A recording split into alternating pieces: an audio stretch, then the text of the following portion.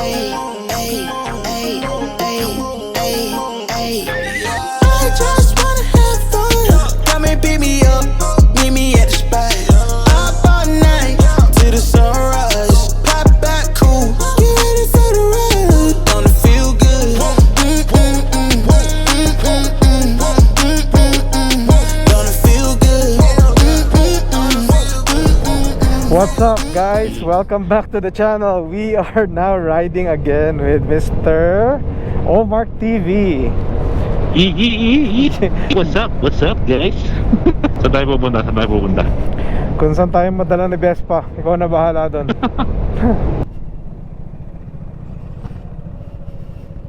Pogi ng GTV, oh. GTV! Ikaw naka-classic. Ano sabi ni Robot? Your bike's a little too old, man. Naghahanap, gago yun eh. Naghahanap ako ng exhaust eh.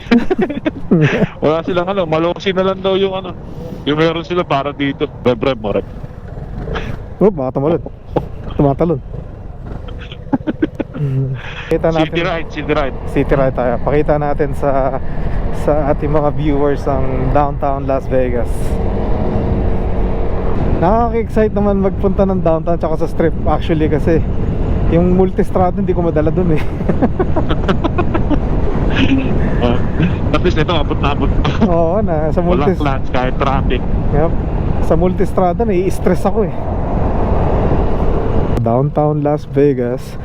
Si Omar TV nakamute siya ngayon kasi nag-start na rin siya ng vlog niya. So yeah, ito ang start. Ito yung parang 95 freeway. Ito yung start ng downtown. As you can see, medyo luma tsaka maliliit yung building. It became locals parang hangout area. Itong area na dito sa left, madami dyan para mga bars, lounges, ganyan. Ito sa right, yan yung Fremont Experience. And then, nung nag-citizen ako, itong building na to, dito ako nag-US citizenship. Dito ako na-pledge na ako'y isang Amerikano na. Alam niyo yung ano, series sa TV, yung reality show, yung Pawn Stars. This is the one. Yan ang Pawn Stars.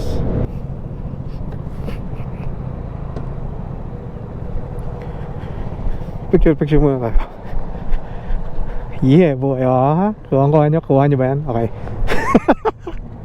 I guess yun ang kagandahan sa scooter. Wait, can I hop on it? Huh? Can I hop on it? It's running. That's okay? No.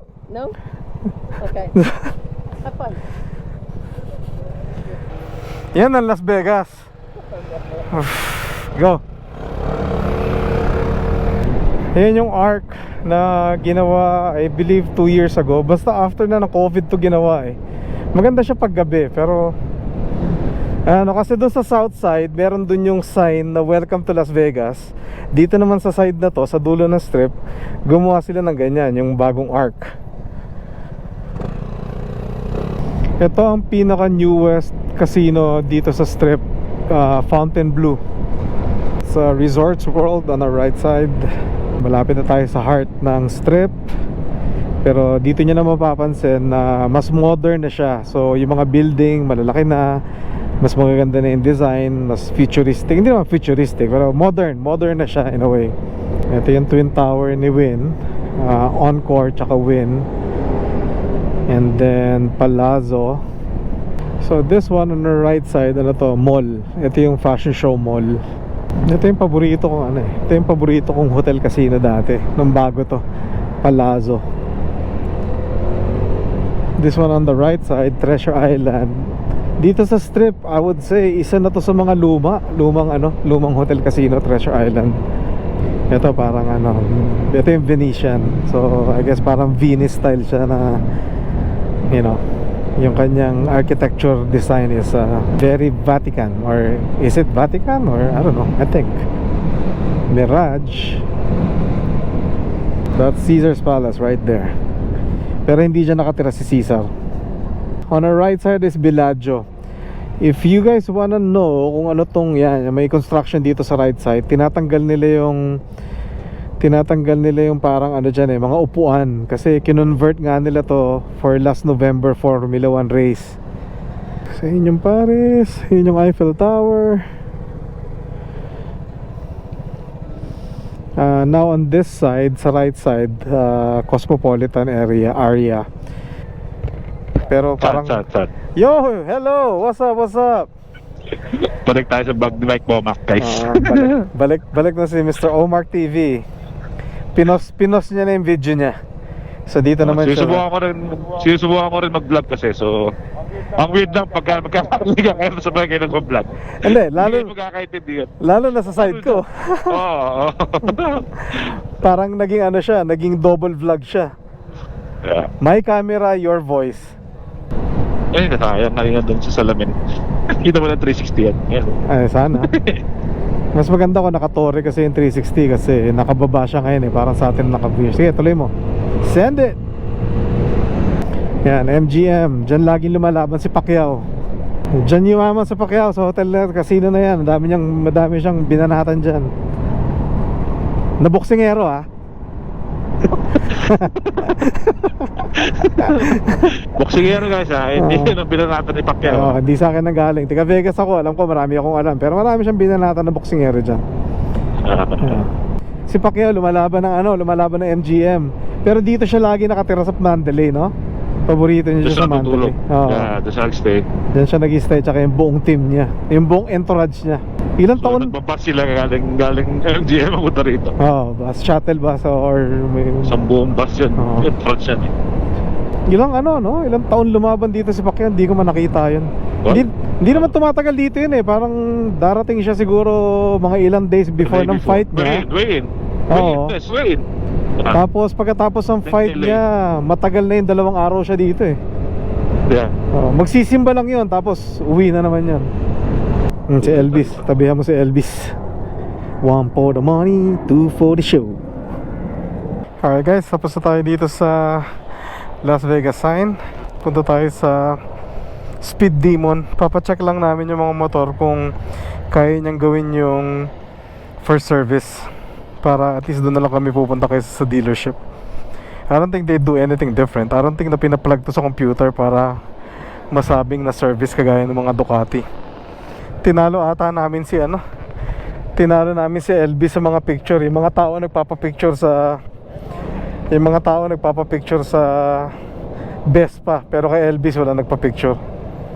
Bad trip siguro si Elvis. Sunset na o ano? Sige, ikot pa tayo. Sige, go. Kaya rin si Elvis, puta na dahil nagpa-picture sa Vespa mo. Kay Elvis wala. Kay Elvis wala, talo.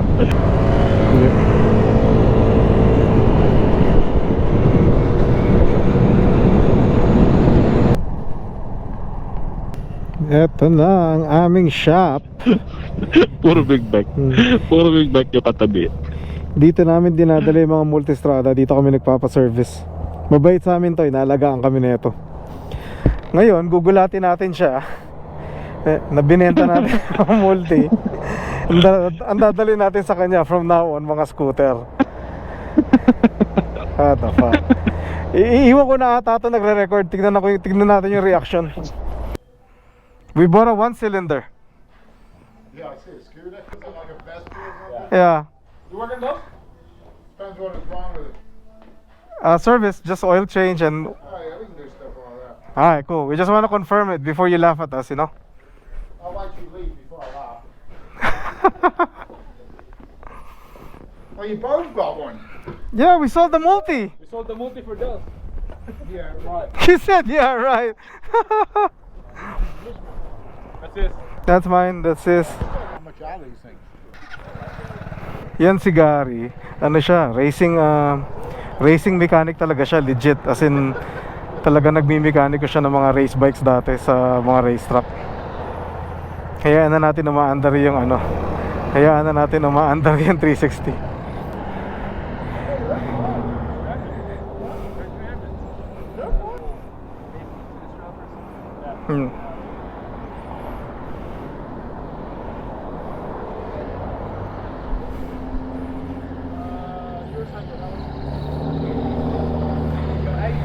So, do I call you first, Gary, before I bring it so you can find the oils, or you want me to bring all the oil? Yeah, I'd have to get that oil filter because it's really small. Okay. Yeah, just... Alright, let's go again. Hello. What's up? Ayan. So guys, sa vlog ni Mike Bomac, maririnig nyo ang boses ko. Yes. So, yun. Ang ating multipurpose for group rides. Sa akin naka-connect. Inspired by ano yan, DJ DLS. That's right. Oha. Suplado? Bakit naka-scooter kami? Buti nga yung mga pulis, pinapansin tayo. Sila hindi. Oo, sila hindi. Wala kayo sa buhay. Alright, let's coffee. Let's go. Royal Enfield, walang bear spur.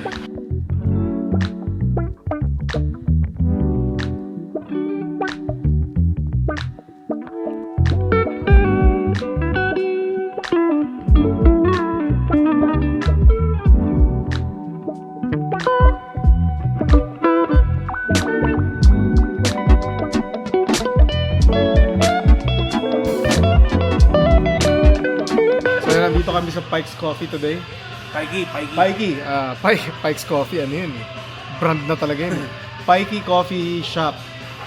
So ano siya, parang coffee shop siya ng mga motorcycle enthusiast. Akit na kami ng West. Okay, magulat kung makarating kami ng Red Rock. So, babae, lalaki, gay, matanda, handicap, alien, baby, Darth Vader, unicorn, whatever, just wash your hands. Tama naman siya. Alright. Anong Parang kiniklaim 60 ata eh. 60 bali 120 dapat. Ang isang galon. Isang full tank, di ba? Ang putak. Kayo dyan sa Pilipinas, ano bang milyahe? Ano bang binabasa ng milyahe nyo dyan ng isang full tank? Sabihin nyo naman, mag-comment naman kayo. Pag Comment nag-comment, down below, guys. pag nag-comment kayo, i-like nyo na rin. Yes, sir. Subscribe na rin kayo sa channel ko. Yeah, para malaman natin yung yung mileage niya. At saka pala, kung nanonood kayo ng channel namin, comment kayo kung taga-saan kayo. Oo nga no, yeah. Comment down below. Parang alam namin kung saan nakakarating yung video. Yes. Diba? That would be nice. For our viewers, whoever's watching this today and the past videos, comment down below kung nasaan kayong, or Where you from? comment down below and let us Where you know. from? Let me know where you're from. We want to know how far is our reach, or our vlogs are making. So ayan guys, umapaw yung gasolina oh. Hindi kasi nagpe-pay attention. Nakatingin ako sa metro ng gasolina. Sabi ni Makmak, uy, umapaw. Nangyari na rin pala sa kanya yan dati. yung unang karga ko dito, ganyan yung nangyari. Apaw siya, pucha. Hindi pa kasi, first karga ko lang to sa motor na to eh. Inaantay kong himinto yung yung gas, hindi pala uso dito sa Vespa yon. What the hell. Amoy gasolina tuloy. Alright, let's roll. Wala bang pumipitik dyan? Wala bang pumipitik? Parang marilaki dito sa area na to. Walang pitik? Police oh. Yes sir. Wala. Ay! Kumaway? Oo! What's Na pa siya. Sabi niya, uy, Vespa. Kung saan yung preno niyan, okay na. Nag-improve na. Yeah, mukha naman. Parang gusto pa rin niya ng Brembo do.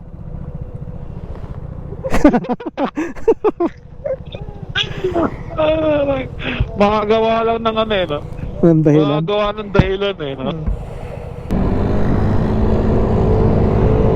Baka sumarangkada niya na. Sigurado ka, hindi mo pa pinapalit ng panggilid niyan, boy. Wala, puta. Nagdadahit na ako eh. Baka na-pulse sa konti scooter eh. Weight reduction ng banat. Oo, weight reduction ng bana.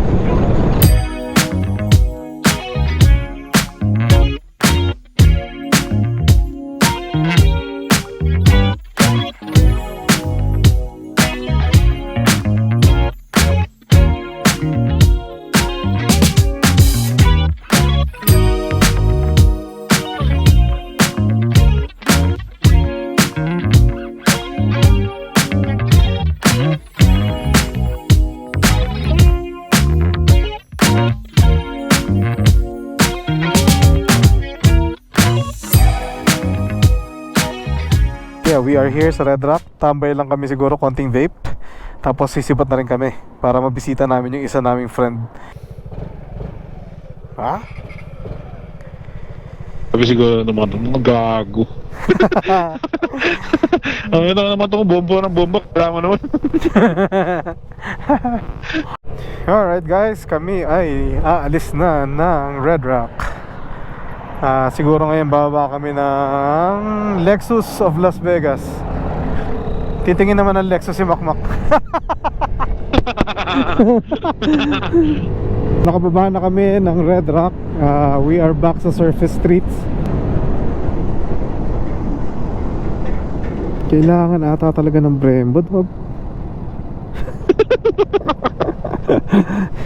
Ay, hinapo Breno. Kailangan po Brembo. Hop, ingat mo yung pangatlo. Thank you. You're the best. Hindi tayo mag-park. Best pa tayo eh. Alright guys, tuloy na lang uli natin after namin bisitahin ng aming friend na si Pogi. Okay Pogs, thank you. See you tonight. I'll see you later. Okay, for sure.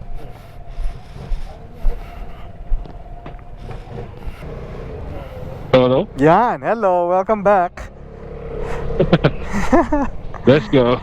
Alright, tapos na ang ating bisita sa ating home bro na si Pogi. Ano street?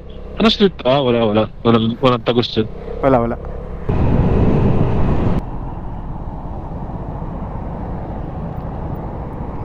So anyway, mukhang malala at matinding edit tong gagawin natin dahil based on my Insta360, sabi ko nga kay Makmak kanina, naka-4 na set na ata ako ng tig 10 minutes na video. Yan o, kailangan tong pag-aralan na hindi masyadong mahaba ng pag-edit. So dito ko na rin siguro tatapusin tong ating vlog for today. Thank you for coming with us sa aming Vespa ride.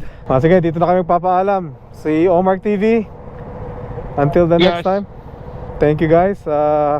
Have a good day. God bless and be a blessing to one another. Ciao! Woo! Drag race.